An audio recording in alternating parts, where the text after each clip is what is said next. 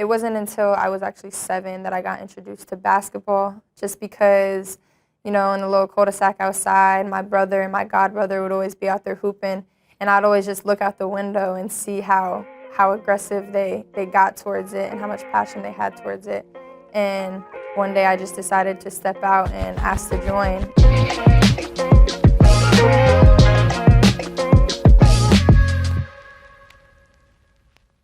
I didn't really know how to shoot it. I didn't know how to dribble it or nothing. So they said, okay, Bella, before we start playing pickup how we do, we're going to teach you some skills.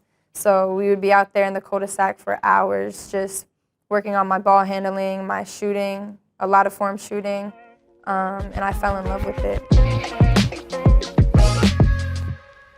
I was very talented in it at a very young age, very aggressive due to the fact that, my brother always pushed me. He would foul me all the time, and I would get upset, and he's like, no, I don't care, play through it.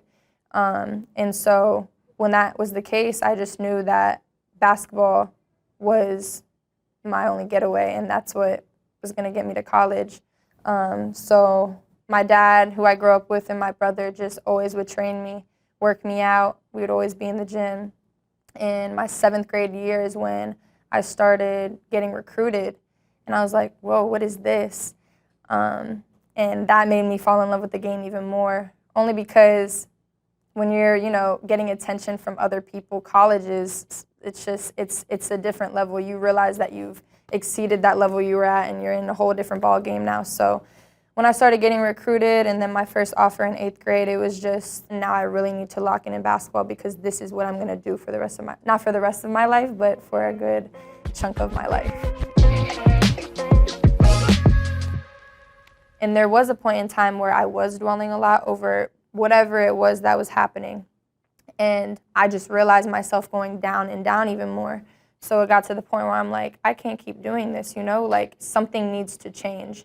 Whether that's how I am on the court, how I am off the court, my mentality about it all. So you're going to get really low at times, but I think the only way to overcome it is to find whatever it is you enjoy or whoever it is you need, use your resources, and just honestly pray about it. Yeah, that's what I had to do. I just had to pray and leave it in God's hands and know that I'm still living. I'm still here. I'm still able to play basketball. I'm going to school, getting a great degree. So much gratitude. You have to see the good in something bad in order to improve in anything in life. And I think it's hard sometimes, but there's always a way to find good in something bad. I think with mental health, a big part of it is people being scared of how others are going to view them. One of my goals is to be an advocate more.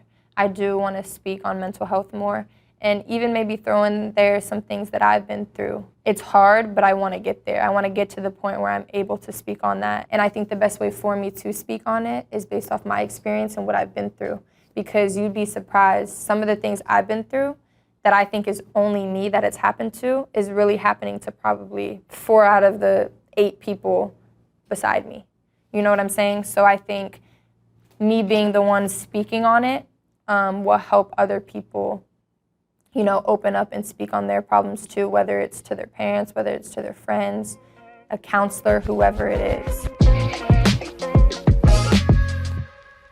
Growing up, I always was like, WNBA, WNBA. I would go to a bunch of games, all the Mystics games. I love Natasha Cloud. That's my role model. I look up to her. I love her personality off the court, and I love how she plays. She's a point guard, but she can shoot it. She can do a little bit of everything, which I love. But now that I'm in college, I don't think I want to play in the WNBA, at least not right away. I really want to play overseas. France would be the ideal spot, and I just think playing overseas is super cool because not only are you doing business, you're getting paid and you're doing what you love, but you're also experiencing a different culture, learning a different culture, and just traveling. I love traveling.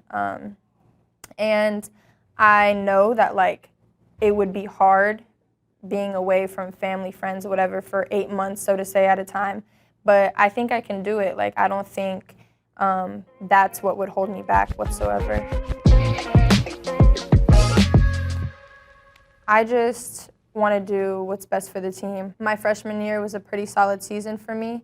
There were some ups and downs, but I learned a lot. Very thankful to have the coaching staff that we do, and we're only elevating. You know, we got some new staff members, and we have pretty much a whole brand new team that is very well put together, and I think we have something very special. So I just know that finding my role and what it is I need to do to make the team better is the most important thing. You know, knocking down my shots, communicating as much as possible, cheering on my teammates, playing good defense, and yeah, just winning more games.